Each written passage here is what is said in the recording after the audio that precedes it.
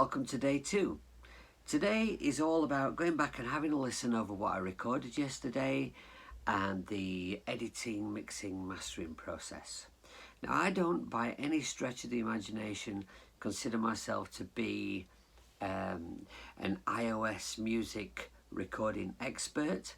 I don't even consider myself to be a producer at all. I'm a musician who's just learnt about this stuff by being around it, all the time and out of necessity. It's production I would not say is my first skill, but what this video is about is the journey of making a piece of music from scratch and just kind of filming the whole process and sharing some bits of it with you that may be helpful. Now, this next stage, I mean, mixing, it can be a long process. So if I just film this from start to end, or if I just show this film from start to finish, it's going to be a very long video. So what I'm going to do is I am going to film the whole thing, and then I'm just going to chop out some sections of this that I feel might be helpful. And I guess that means I can also hide the bits where I might struggle.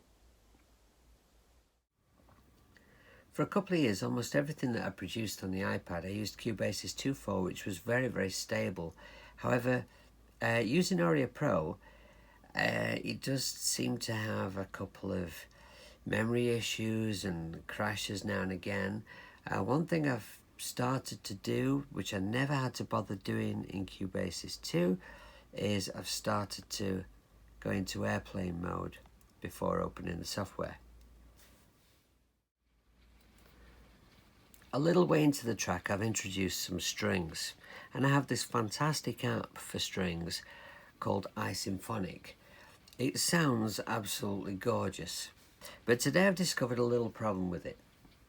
Now, before we go any further, as you can see, I have a marker set up here and here, and I have loop on in the transport options so that I can just loop this section around.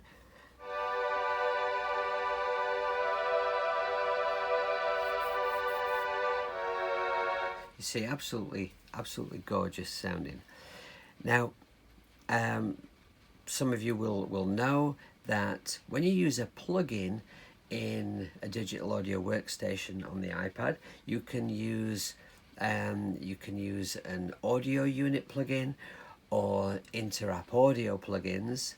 Some of the plugins work as both, and some one or the other. Now, the audio units are the preferred ones because they tend to be much more stable, and inter-app audio is the older way of doing things, which will probably phase out and no longer exist in time. Now, I can open iSymphonic as an audio unit, as indeed I have done here. If I go to this drop down list here, you can see in the channel strip under instrument, it lists my options, things I can open here, and in the list of audio units, there we are, iSymphonic. And if I just go down here, you'll see that I could have also opened it as inter-app audio. Now, when you see that your plugin can be opened as one or the other, you're always going to go for audio unit. But here's the problem. If I open, I should probably just explain, down here, this little edit button will open the actual plugin for me. And this is all you get from iSymphonic as an AU. All I can do here is bypass it or select a sound. And that's it. Now, that could possibly work for you, but if you wanted to do any tweaking at all, we can't go to the actual proper full version of the app from here. So, I mean, as you can see here, I've just got the option to select a sound. There are some sounds that are purchased as a in-app purchase. So the main limitation for me here is the amount of reverb on this sound is preset. Effectively, I can't change it, and I want to have control over the amount of reverb. So what I'm going to have to do here is go to my list, which you can also do from just here next to the edit button, and go to Interapp Audio, and I can't find it. There we are. Right, there we go.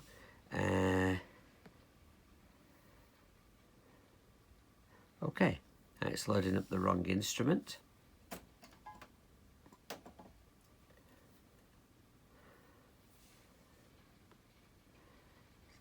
What I want is just a nice simple string sound, so I am going to choose full strings 1, and now I can click here, you see this little Auria icon to go back to Auria, and if I just press play on my loop,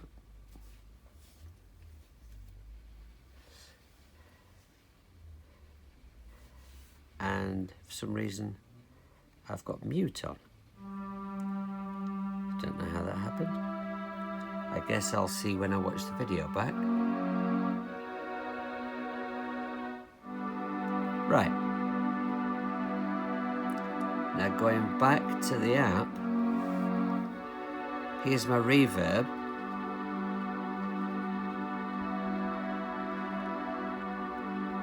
Which is gorgeous sounding.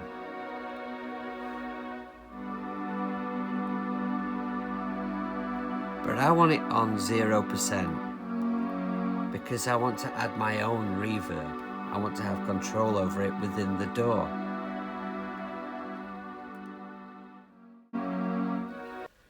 Now let's have a look at RuseMaker. What I could do as far as mixing the drums in RuseMaker is I could mix them from within the app. So I could have the track playing back, and I could go, if I press effects here and edit, I could click on each individual component part of the drum kit and adjust the level of each one to suit the track and make any other changes that I wish.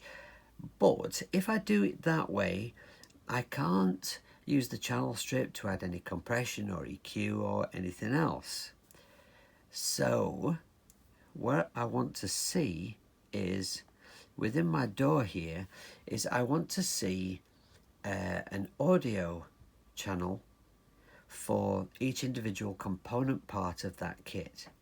Now to make that happen, Auria has this fantastic, if I go to process here, has this fantastic function called bounce track in place.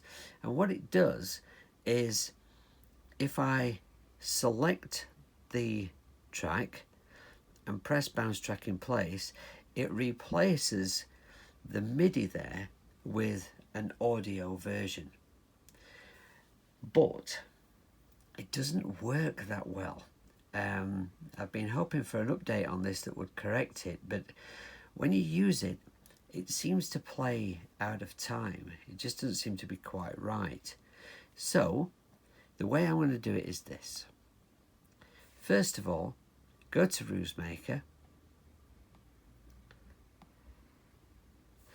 and then what I'm going to do is I'm using 6 of these 8 available sounds here. So what I need to do is to go into all the other sounds. I'm going to start with the kick here. So I go to all the other sounds and take the volume right down.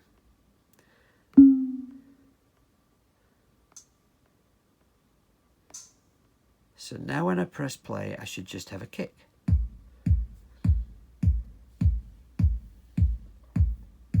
Right, now I'm going to go to my mixer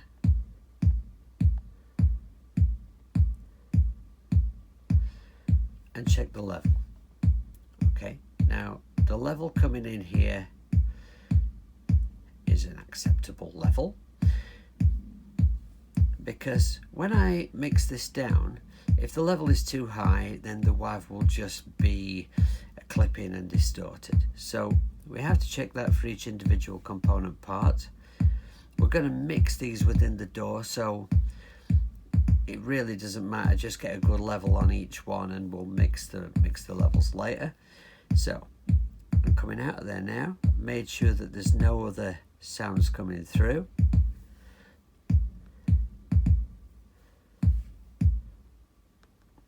Right, now I am going to go to menu and I'm going to mix down. Notice I have this track soloed, so when I mix down, all we're going to get is that kick. Now, file name, kick. Now you have to check all your options here to make sure you're going to get the right thing. I want to mix down the entire song. I'm clicking things I don't mean to click. Okay, I want to mix down the entire song. And I want it to be a WAV file, 24 bits, and I want it to be stereo. Now, here, import as new track. What this will do is, once the mix down is complete, Auria Pro will create a new track and automatically import that that new WAV file in. And export I don't need to do, so we're good to go. I'm going to press OK. Now Auria Pro is mixing down that kick as a WAV for me.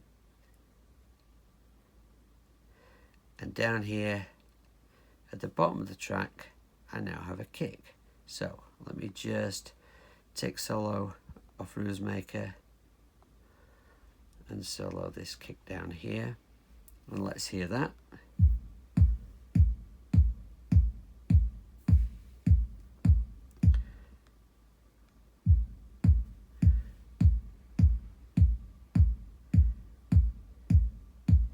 The first kick there seemed to sound slightly strange. Do not know what that's about. We can work with that though.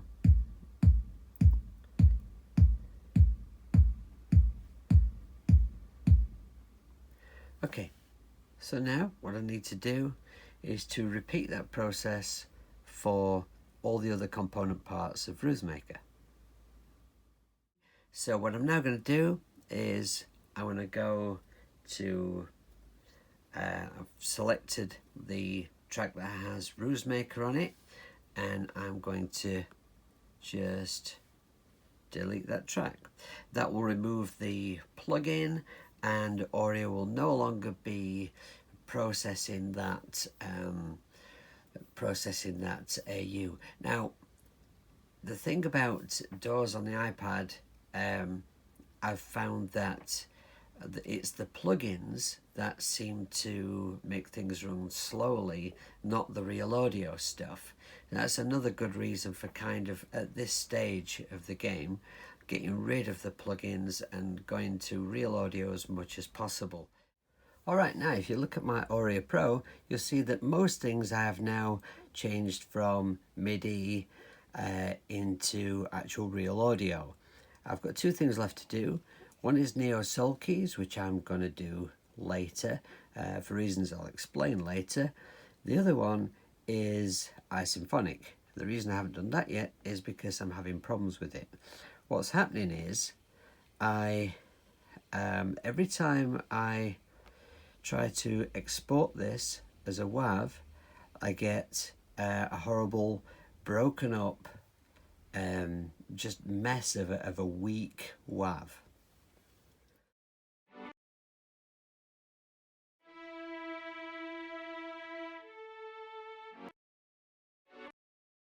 I wasn't sure if the problem was iSymphonic or if the problem was Auria Pro, so I recreated the situation in Cubasis 2, which I'm way more familiar with than Auria Pro, and exactly the same thing happened.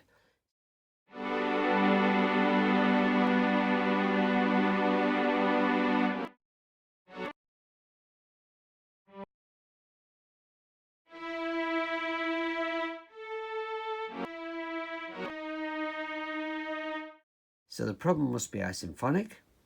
And I've struggled with this. I've tried changing all my settings and volume levels, and I've thought I'd kind of come up against a brick wall, but I've just had an idea.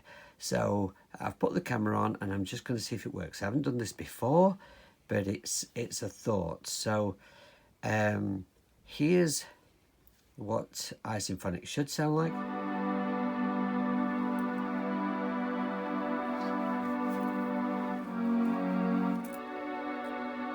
Now, what I'm going to do is I'm going to go to here and I'm going to switch off the instrument, and then I'm going to, I shouldn't have come out of there, I'm going to send out from the output here to, this is sending MIDI out of Auria Pro to something which isn't listed, so I can't do it yet. Duh. Okay, isymphonic.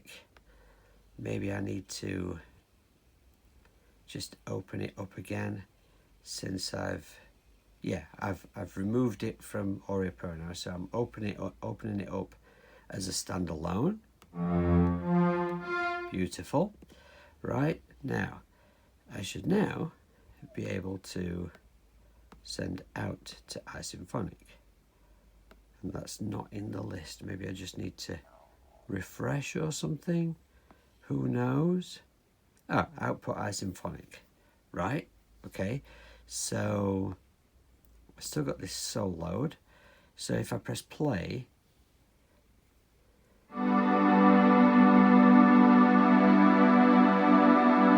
okay, so now I'm sending the MIDI out of Auria Pro into isymphonic, which is working as a standalone, and it's sounding exactly as it should sound. Now, if I was in Cubasis 2, I would know how to route that back into Cubasis 2 and record it in real time as real audio. I've had a quick look and I can't see how to do that in Auria Pro. It might be that you can do it and I just don't know how. I thought about maybe trying to use AUM or thingy. What's it called? Where are we? Audio Bus, that's the fella. I thought about trying to do that, but then I thought, you know what? I just had this other idea. Because isymphonic has its own, you can record in isymphonic. So if I just make sure I've got loop off, there we are. Right, now if I press play and then go to isymphonic and go to here and press record, now we're doing this in real time, so we won't hear any audio yet because I had the because I said it going way before the MIDI part. So sooner or later we should hear some strings coming through.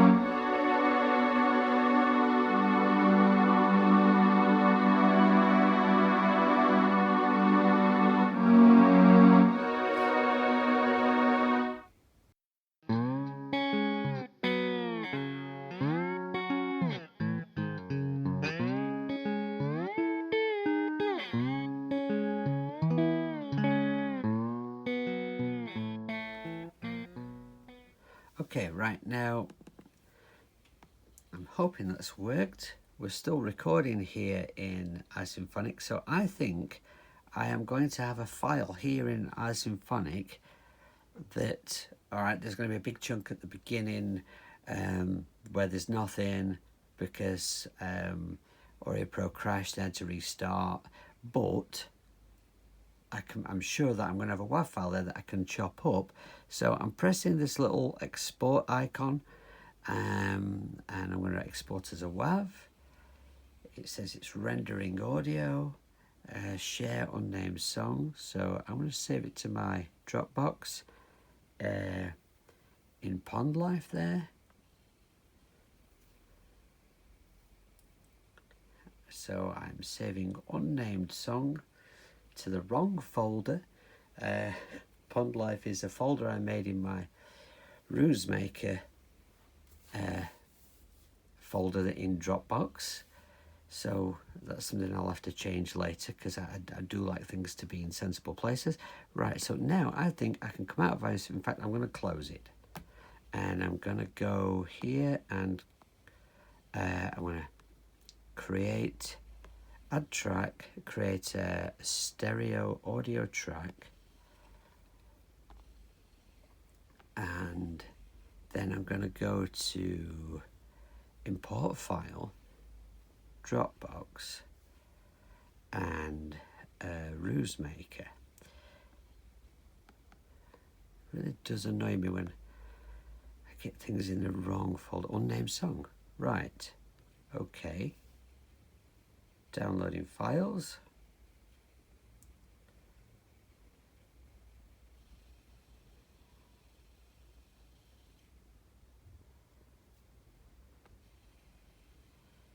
Where's that gone there?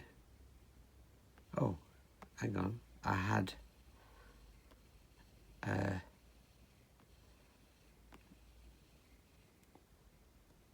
oh, yes. Right. I didn't select the correct track, but still it has imported it. So I'm just going to take that solo off strings, solo this channel, and let's go back here and press play.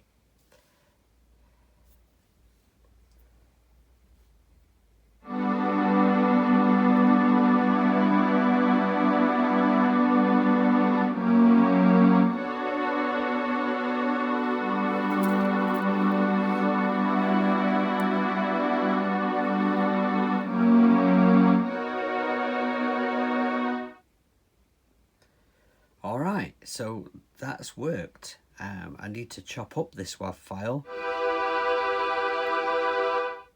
and put it in the right place. In fact, I could probably do that very quickly, because it's... Alright, now it's not going to be exactly to the bar, I wouldn't think. Let's just move that across here. Right, so it's not... Okay, so I need to take bar off so that I can move this about freely, and I'm just going to have to trust my ears on this. Maybe put it like that, take solo off, and we're in the wrong place.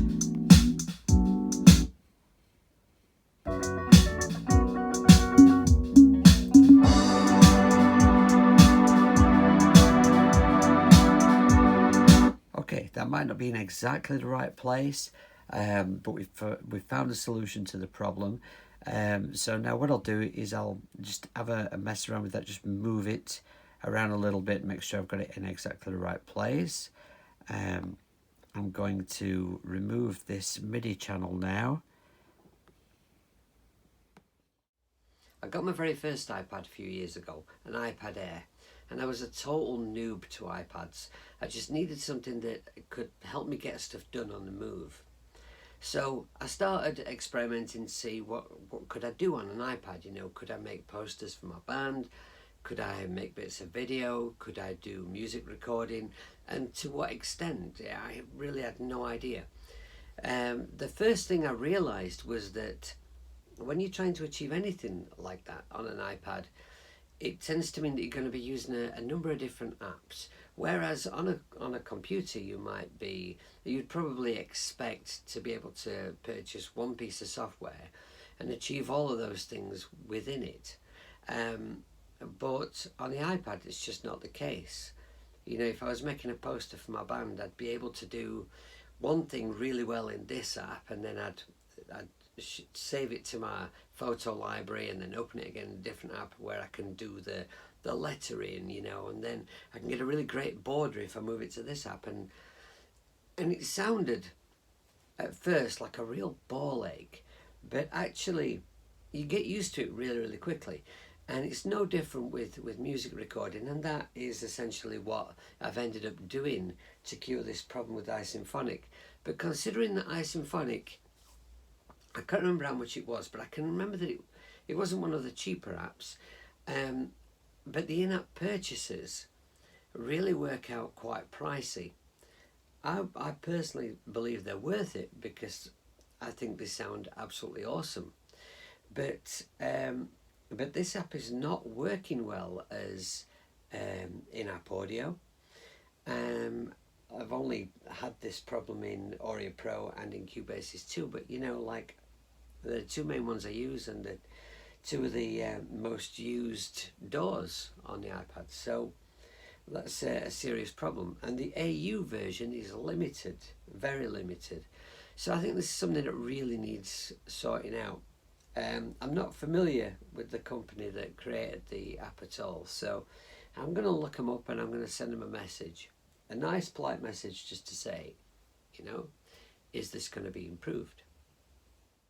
You may recall that when I exported the kick as a WAV and played it back, the very first kick sound sounded a little strange, and I'm more or less entirely sure that that's my fault. When I very first learned how to use a recording studio many years ago, a great guy called Trevor Stanaland, it was at a studio called Cage Studios in Sheffield. He taught me how to use the studio, and I remember him telling me, because we were using Atari STs for MIDI at the time, and I remember him telling me, never start your project at bar 1. Always start at least 10 bars in. You might think of a little something that wants to come before the track, and also, you know, it just gives the computer just that couple of seconds just to sort its head out before it starts playing things back. And what I've done in this project is something ever since then I've always taken this advice. I've never started before bar 10. I don't know why, but in this project I started right at bar 1, and I'm pretty sure that's what's caused this problem. So I'm just going to show you a quick edit, a very simple edit that's going to correct this problem. So you'll see I've got the in this little window here, I've got it set to none, so we're not snapping to bar or anything like that. So I'm going to I'll just play this so you can hear it. There. Slightly odd sounding first kick. So I'm going to grab the handle here and drag this in just to get rid of that strange kick sound. And then I'm going to put my marker just here, just right before that kick there. I've got this piece of audio selected. I'm going to press split. Okay, now this kick sound here, I press copy and then return to ground zero and paste, and now